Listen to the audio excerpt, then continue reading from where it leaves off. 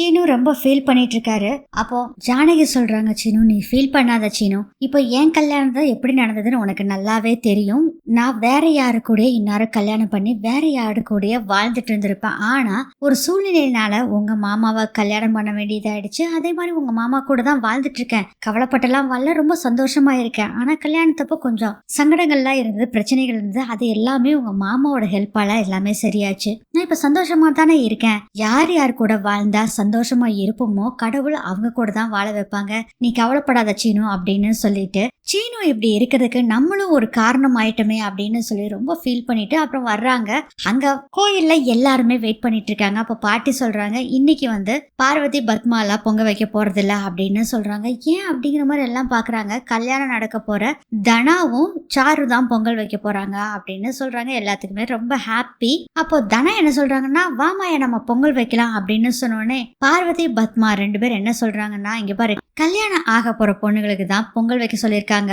மாயாக்கு என்ன கல்யாணம் ஆகுது, அப்புறம் என்ன பேசாம இரு அப்படின்னு மாயாக்கு மனசு கஷ்டமா இருக்கு. அப்படியே ஃபீல் பண்ணி நின்றுட்டு இருக்காங்க. சீனு ஒரு பக்கம் பாத்தீங்கன்னா ரொம்ப ஃபீல் பண்ணிட்டு அவர் பாட்டில் நின்றுட்டு இருக்காரு. பத்மா ஒரு பக்கம் பேச, பார்வதி ஒரு பக்கம் பேச, இதுல வேற சாரு வேற சொல்றாங்க மாயா கிட்ட, மாயா உனக்கெல்லாம் பொங்கல் வைக்க தெரியாது மாயா, நீ வெளிநாட்டிலே வாழ்ந்து இங்க வந்தவா, அதனால தெரியாது விட்டுரு அப்படிங்கிற மாதிரி சொல்றாங்க.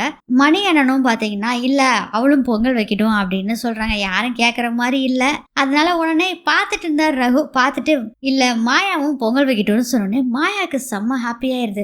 என்னப்பா ரகு சொல்ற அப்படின்னு பாட்டி சொல்றாங்க. ஆமாமா மாயாவும் பொங்கல் வைக்கட்டும், மாயாவுக்கும் கல்யாணம் நடக்க போகுதுல்ல, அதனால அவளும் வைக்கட்டும் அப்படின்னு சொல்றாங்க. அதுக்கப்புறம் சரி போய் தண்ணி எல்லாம் எடுத்துட்டு வாங்க அப்படின்னு சொல்லி பாட்டி சொல்றாங்க. தண்ணி பைப்ல புடிச்சு கொடுக்குறாரு மணி. ஒவ்வொருத்தருக்கா தனத்துக்கு சாருக்கு எல்லாம் தண்ணி புடிச்சு கொடுத்துறாரு. அடுத்தது மாயா வர்றாங்க. மாயா கிட்ட கேக்குறாங்க, மோதிரம் நமக்கு தானே, ஜெயிச்சிருவேல அப்படின்னு சொல்றாங்க. எனக்கு பொங்கலே வைக்க தெரியாது மாமா, நான் என்ன பண்றேன்னே தெரியல, ட்ரை பண்ணி பார்க்கலாம் அப்படின்னு சொல்றாங்க. இத சிவாவும் கேட்டுட்டு இருக்காரு. போச்சா அப்படிங்கிற மாதிரி பாத்துட்டு இருக்காரு மணியும். அதுக்கப்புறம் பொங்கல் வைக்க வர்றாங்க. எல்லாரும் அடுப்பு பத்த வச்சு பொங்கல் வைக்கிறதுக்கு எல்லாம் செஞ்சிட்டு இருக்காங்க. ஆனா மாயா அடுப்பவே பத்த வைக்கல, தீக்குச்சிய பத்திக்கிட்டே இருக்காங்க. தீ பத்திக்கவே மாட்டேங்குது. இதுல வேற பாட்டி சொல்லியிருப்பாங்க, யாருமே யாருக்கும் ஹெல்ப் பண்ணக்கூடாது, அவங்களா தன்னிச்சையா தான் எல்லாமே செய்யணும்னு சொல்லியிருப்பாங்க. ரொம்ப நேரம் மணியும் பாத்துக்கிட்டு இருக்காரு.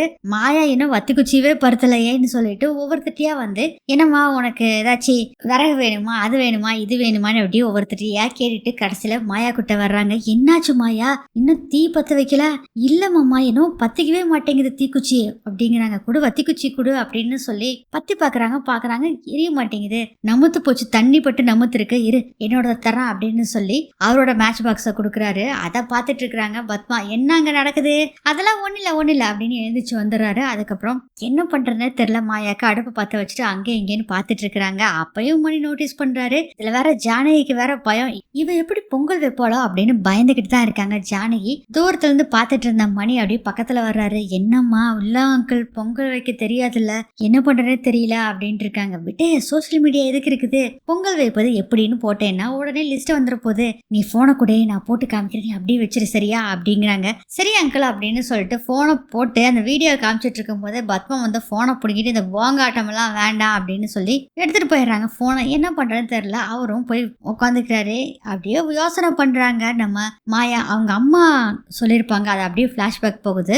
நீ வந்து இந்த வெளிநாட்டிலே வாழ்ந்துட்டு இருந்த, ஆனா நம்ம ஊர் பழக்கமும் உனக்கு தெரிஞ்சிருக்கணும். நான் உனக்கு இன்னைக்கு எப்படி பொங்கல் வைக்கிறதுன்னு சொல்ல போறேன். ஏன்னா சின்ன வயசுல நான் எங்க ஊர்ல நாங்க எல்லாரும் தான் பொங்கல் வைப்போம், அதே மாதிரிதான் இன்னைக்கு உனக்கு சொல்லி தர போறேன் அப்படின்னு சொல்லி தந்திருப்பாங்க அந்த அம்மா. அதே மாதிரி பாத்தீங்கன்னா நம்ம மாயாவும் கட கட கட கடன்னு பொங்கல் வைக்கிறாங்க. எல்லாரும் பாக்குறாங்க, என்னடா இவ்வளவு ஸ்பீடா செய்யறாளே அப்படின்னு பாத்துட்டு இருக்காங்க. என்ன செய்யறான்னு பாத்திரலாம் அப்படின்னு சொல்லிட்டு மணி எழுந்திரிச்சு போவாரு. பத்மா சொல்றாங்க, எங்க போறீங்க, பேசாம உட்காருங்க. இல்ல பாத்ரூம் போறேன், பாத்ரூம்லாம் ஒண்ணு போக வேண்டாம், எல்லாம் பொங்கல் வச்சு முடிக்கிட்டோம் அதுக்கப்புறம் போங்க அப்படின்னு சொல்லிடுறாங்க பத்மா. ஒரே சோகமா போய் உட்காந்துறாரு. சிவாவும் பாத்தீங்கன்னா அப்படின்னு அழுங்காம போறாரு. என்னம்மா ஏதாச்சும் பொங்கல் வைக்கிறதுக்கு ஹெல்ப் என்ன சொல்லு, நான் சில பல சமையல்லாம் பண்ணுவேன், ஒரு சுமாரா பண்ணுவேன், அதுல பொங்கலும் ஒண்ணு அப்படிங்கிறாங்க. இல்ல சித்தப்பா நான் மேனேஜ் பண்ணிக்குவேன், நீங்க போய் உட்காருங்க அப்படின்னு சொல்றாங்க. பொங்கல் கடற்கடன்னு எல்லாம் வச்சு முடிச்சிடுறாங்க. பாட்டி கேக்குறாங்க, பொங்கல் வச்சு முடிச்சிட்டீங்களா அப்படின்னு கேக்குறாங்க.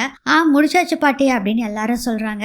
அப்புறம் என்ன டேஸ்ட் பண்ணி பார்த்து யாருக்கு பரிசுன்னு சொல்லிட வேண்டியதான் அப்படிங்கிறாரு மணி. அதுக்கு பாட்டி சொல்றாங்க, இல்ல சாமிக்கு படையல் போட்டு சாமி கும்பிட்ட பின்னாடிதான் இது எல்லாமே அப்படின்னு சொல்லிடுறாங்க. எல்லாரும் அந்த பொங்கலை எடுத்துட்டு போயிடுறாங்க. அதுக்கப்புறம் மணி சிவாட்ட கேக்குறாரு, ஏமாச்சான் யாரு ஜெயிப்பாங்க?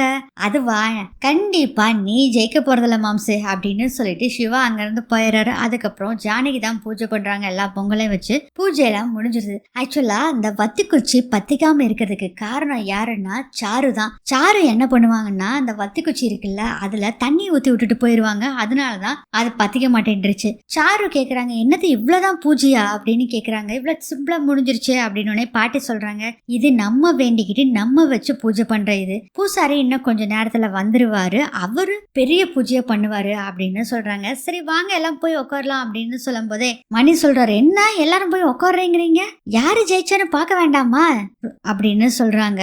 அந்த சீன் கட் ஆகுது. அடுத்ததே நாளைக்கான ப்ரொமோவை போடுறாங்க. மாயா ஒரு பக்கம் நடந்து போயிட்டு இருக்கும்போது 3 ரவுடி பசங்க சண்டை போட்டுட்டு இருக்காங்க. ரவுடி பசங்கன்னு சொல்ல முடியாது, சிலம்பாட்டம் ஆடுறவங்க இவங்ககிட்ட சண்டை போட்டுட்டு இருக்காங்க. அதை பார்த்துட்டு போய் என்ன விஷயம்னு கேட்க போன மணியை புடிச்சு தள்ளி விட்டுறாங்க. இதை பார்த்தோன்னே கோபம் வந்தது சீனுக்கு. அவருக்கும் அந்த 3 ஆளுக இருந்தாங்க பாத்தீங்களா, அவங்க 3 பேரும் சிலம்பாட்டம் ஆடுறாங்க. கடைசியில சீனு தோத்தறாரு. அவரு கையில இருந்த சிலம்ப அப்படியே தூக்கி வீசி எறிகிறாங்க அந்த பசங்க. கரெக்டா நம்ம மாயா அந்த சிலம்ப பிடிக்கிறாங்க. வந்து அப்படியே சிலம்பாட்டம் ஆடுறதுக்கு ரெடியா வந்து நிக்கிறாங்க. பார்த்து எல்லாம் ஷாக்கா பார்த்துட்டு இருக்காங்க. இதோட இந்த எபிசோட் முடியுது.